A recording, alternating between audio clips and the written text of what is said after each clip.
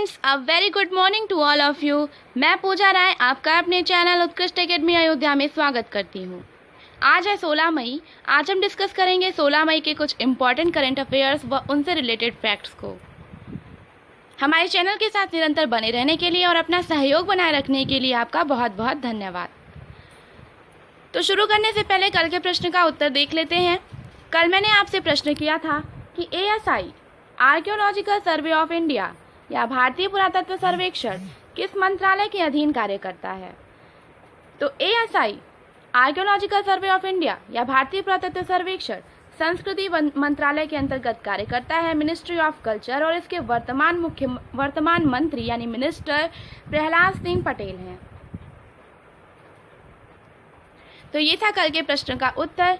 चलते हैं हम आज के पॉइंट्स की तरफ। ब्रिक्स देशों के न्यू डेवलपमेंट बैंक ने भारत को $1 बिलियन की आपातकालीन ऋण सहायता दी है। न्यू डेवलपमेंट बैंक की बात करें तो यह ब्रिक्स समूह के देशों द्वारा स्थापित किए गए एक नए विकास बैंक का आधिकारिक नाम है। ऐसा माना जाता है कि इस बैंक व फंड को पश्चिमी देशों के वर्चस्व वाले विश्व बैंक व IMF जैसी संस्थाओं के टक्कर में खड़ा किया जा रहा है। तो यह जो $1 बिलियन की ऋण सहायता होगी, यह कोविड-19 के प्रसार को रोकने और कोरोना वायरस महामारी के कारण होने वाले मानवीय, सामाजिक व आर्थिक नुकसान को कम करने में मदद करेगा। NDB की बात करें तो इसकी स्थापना ब्रिक्स देशों ने 2014 में की थी और इसके प्रमुख KV कामत हैं। इसका हेडक्वार्टर संघाई, चाइना में है। अब बात करते हैं ब्रिक्स की। ब्रिक्स उभरती राष्ट्रीय अर्थव्यवस्थाओं के संघ का शीर्षक है। तो जितनी भी उभरती हुई कंट्रियां हैं वो इसके सदस्य हैं, जितने भी उभरते हुए देश हैं वो इसके सदस्य हैं। इनके घटक देशों की बात करें तो 5 देश हैं ब्रिक्स में: ब्राजील, रूस, भारत, चीन व दक्षिण अफ्रीका। दक्षिण अफ्रीका के शामिल होने से पहले इसका नाम सिर्फ ब्रिक था। वर्ष 2010 में दक्षिण अफ्रीका भी ब्रिक्स में शामिल हो गया और इसका पूरा नाम हो गया ब्रिक्स। इसकी स्थापना 2009 में हुई थी। वह इसके जो वर्तमान अध्यक्षता है वह दक्षिण अफ्रीका के द्वारा की जा रही है। हेड कंट्री दक्षिण अफ्रीका है वर्तमान में, और इसका 10वां शिखर सम्मेलन भी दक्षिण अफ्रीका में ही हुआ था। तो ये तो बात हो गई पहली खबर की। चलते हैं हम अगली खबर पे। जेनेवा स्थित इटालियन इंस्टीट्यूट ऑफ टेक्नोलॉजी यानी IIT ने सोशल डिस्टेंसिंग के लिए एक ब्रेसलेट विकसित किया है जिसे नाम दिया है आई फील यू। तो आई फील यू नामक ब्रेसलेट किसने विकसित किया है? तो इटालियन इंस्टीट्यूट ऑफ टेक्नोलॉजी ने। यह ब्रेसलेट उपयोगकर्ताओं को सोशल डिस्टेंसिंग के नियमों का सम्मान करने में मदद करेगा। ये ब्रेसलेट दूसरे ब्रेसलेट के करीब आने पर केवल एक रेडियो सिग्नल का उपयोग करता है। ये GPS का उपयोग नहीं करता। एक ब्रेसलेट पहनने वाला व्यक्ति दूसरे उपयोगकर्ता के करीब आता है तो यह कंपन करना शुरू कर देता है।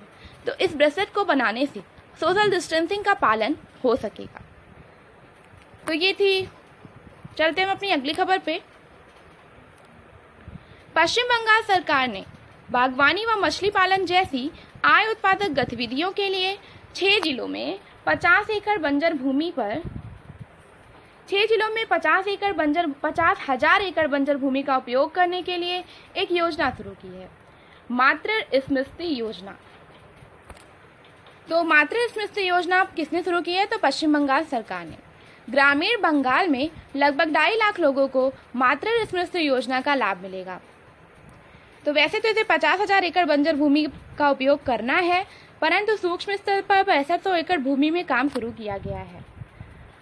अभी फिलहाल 6500 एकड़ भूमि में काम शुरू किया गया है। पश्चिम बंगाल की बात करें तो पश्चिम बंगाल के गवर्नर हैं जगदीप धनखड़। जगदीप धनखड़ जी पश्चिम बंगाल के गवर्नर हैं। वह यहाँ के मुख्यमंत्री को तो आप सभी जानते हैं, सुश्री ममता बनर्जी यहाँ की मुख्यमंत्री हैं। चलते हैं हम अपनी अगली खबर पे। विश्व व्यापार संगठन के प्रमुख यानी वर्ल्ड ट्रेड ऑर्गेनाइजेशन के प्रमुख रॉबर्टो अजेवेदो, जो कि ब्राजील के एक पूर्व राजनयिक हैं, उन्होंने अपने कार्यकाल की समाप्ति से 1 वर्ष पहले इस्तीफा देने का फैसला किया है। उन्होंने यह फैसला क्यों किया?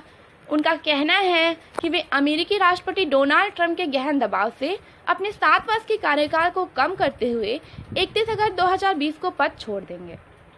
जो कि ट्रंप ने वर्ल्ड ट्रेड ऑर्गेनाइजेशन पर अमेरिका विरोधी पूर्वाग्रह व अन्य शिकायतों का आरोप लगाया था। इसी के चलते रॉबर्ट अजेवेदो ने कार्यकाल की समाप्ति से पहले ही इस्तीफा देने का फैसला कर लिया है। विश्व व्यापार संगठन की बात करें तो इसकी स्थापना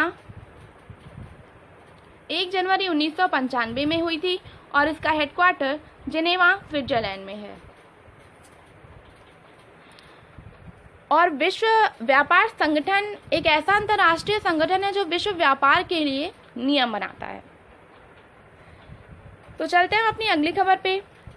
स्वास्थ्य मंत्री जो कि डॉक्टर हर्षवर्धन जी हैं, उन्होंने 14 मई 2020 को राष्ट्रमंडल स्वास्थ्य मंत्रियों की 32वीं बैठक में वीडियो कॉन्फ्रेंस के माध्यम से भाग लिया। तो राष्ट्रमंडल स्वास्थ्य मंत्री की 32वीं बैठक में हमारे किस मंत्री ने भाग लिया है? तो डॉक्टर हर्षवर्धन ने। और ये जो कॉन्फ्रेंस थी कोविड-19 की चुनौती से लड़ने के लिए, इसमें कोविड-19 की चुनौती से लड़ने के लिए कोविड-19 प्रबंधन की ओर भारत द्वारा उठाए गए समयबद्ध, वर्गीकृत व सक्रिय उपायों पर भी प्रकाश डाला गया। कोविड-19 की चुनौती से लड़ने के लिए समेकित वैश्विक कार्रवाई का आग्रह करने वाला भारत पहला देश है। तो चलते हैं अपनी अगली खबर पे। कल 15 मई को अंतर्राष्ट्रीय परिवार दिवस मनाया गया। अंतर्राष्ट्रीय परिवार दिवस 1994 से हर वर्ष 15 मई को ही मनाया जाता है। इस वर्ष की इसकी जो थीम है वो रही है फैमिलीज इन डेवलपमेंट। तो डे से इम्पॉर्टेंट इसकी थीम होती है, थीम एग्जाम में पूछी जा सकती है, तो इसे याद जरूर रख लीजिएगा, फैमिलीज इन डेवलपमेंट। यह दुनिया भर के समाजों व संस्कृतियों के महत्व को मनाने के लिए अंतर्राष्ट्रीय परिवार दिवस मनाया जाता है और इस दिन का उद्देश्य परिवार प्रणाली के लाभ को जन जन तक पहुंचाना है। हमारी अगली खबर है national rifle association of India NRAI ने अंजुम मौदागिल को देश के सर्वोच्च खेल सम्मान खेल रत्न के लिए नामित किया है। अंजुम मौदागिल को NRAI ने प्रतिष्ठित अर्जुन पुरस्कार के लिए चैंपियन पिस्टल निशानेबाजों सौरभ चौधरी व अभिषेक वर्मा के नाम भेजे हैं। तो यहाँ से आपको ये क्वेश्चन भी पढ़ने को मिल गया कि सौरभ चौधरी व अभिषेक वर्मा किस खेल से संबंधित हैं? तो ये पिस्टल से संबंधित है, यानी निशानेबाज हैं। जसपाल राणा के नाम की सिफारिश लगातार दूसरे वर्ष द्रोणाचार्य पुरस्कार के लिए की गई है।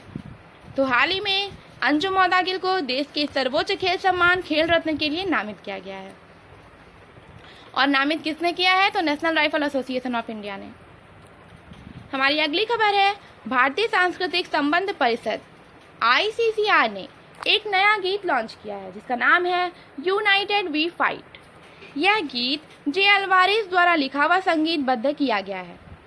मिनिस्ट्री ऑफ सेंट्रल अफेयर्स ने कोविड-19 की लड़ाई के लिए एकता का संदेश देने के लिए उषा उत्तुप, जे अल्वारेज, राकेश चौरसिया व उस्ताद फैसल कुरैशी जैसे संगीतकारों की विशेषता वाला यह गीत जारी किया है। ICCR अन्य देशों के साथ सांस्कृतिक संबंधों के निर्माण के लिए मंत्रालय की स्वायत्त संस्था व भारत की नरम शक्ति को पेश करने के लिए पूरे भारत के संगीतकार व गायकों को एक साथ लेके आया है, जिन्होंने अपने घरों में गाने के लिए रिकॉर्डिंग की। तो ये गीत लॉन्च क्यों किया गया है? तो ये अंग्रेजी गीतों के साथ भारतीय शास्त्रीय संगीत के नोट्स व बीट्स को जोड़ता है और यह वसुधैव कुटुंबकम का संदेश फैलाता है। भारत के तमाम संगीतकार व गायक इससे जुड़े हुए हैं। तो ICCR की बात करें तो ये भारत का एक स्वतंत्र संगठन है, भारत सरकार का। इसकी स्थापना हुई थी यहाँ पे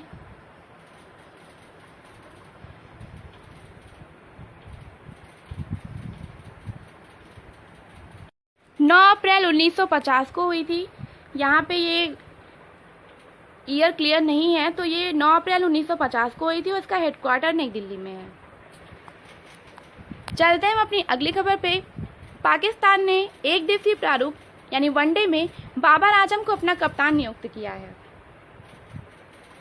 बाबर आजम को अपना कप्तान नियुक्त किया है। उन्हें 2019 के अंत में T20 कप्तान के रूप में नामित किया गया था और पूर्व वनडे कप्तान सरफराज अहमद को बाबर आजम की नियुक्ति के साथ औपचारिक रूप से हटा दिया गया है। उन्हें अक्टूबर 2019 में टेस्ट व T20 से भी हटा दिया गया था कप्तान की भूमिका से। पाकिस्तान की बात करें तो मतलब बाबर आजम अब वनडे और T20 दोनों के कप्तान बन चुके हैं। पाकिस्तान की बात करें तो पाकिस्तान के प्रधानमंत्री हैं इमरान खान जी और पाकिस्तान के राष्ट्रपति मोहम्मद आरिफ अलवी हैं। चलते हैं अपनी अगली खबर पे। फेसबुक ने $100,000 के कुल पुरस्कार पूल के साथ शोधकर्ताओं के लिए हेटफुल मीम्स चैलेंज यानी घृणा से भरी हुई यादों नामक एक ऑनलाइन प्रतियोगिता की घोषणा की है। तो इसके तहत लोगों को AI मॉडल बनाना है जो घृणा भरी छवि व मीमों को पहचान सकते हों। फेसबुक AI द्वारा बनाए गए जो भी हेटफुल मीमेज होंगे उनके 1000 से अधिक उदाहरणों वाले हेटफुल मीम्स डेटाबेस डेवलपर्स को देंगे। तो अभी हाल ही में हेटफुल मीम्स चैलेंज नामक एक ऑनलाइन प्रतियोगिता की घोषणा किसने की है? तो फेसबुक ने की है। चलते हैं हम अपनी अगली खबर पे। केंद्रीय स्वास्थ्य व परिवार कल्याण मंत्री डॉक्टर हर्षवर्धन ने 14 मई 2020 को राष्ट्रीय रोग नियंत्रण केंद्र यानी NCDC का दौरा कर कोबास 6800 परीक्षण मशीन राष्ट्र को समर्पित किया। ये जो मशीन है कोबास 6800 या 6800, ये पहली ऐसी परीक्षण मशीन है जिसे सरकार द्वारा कोविड-19 मामलों के परीक्षण के लिए खरीदा गया है व इसे NCDC में स्थापित किया गया है। आज का हमारा क्वेश्चन ऑफ द डे है कि फेसबुक की स्थापना कब हुई थी व इसके संस्थापक कौन है। इसका आंसर आप कमेंट बॉक्स में जरूर करिएगा। आशा करती हूँ आज का वीडियो आपको पसंद आया होगा। आज के लिए बस इतना ही। कल मिलेंगे एक नए वीडियो के साथ। तब तक के लिए have a nice day. Bye bye.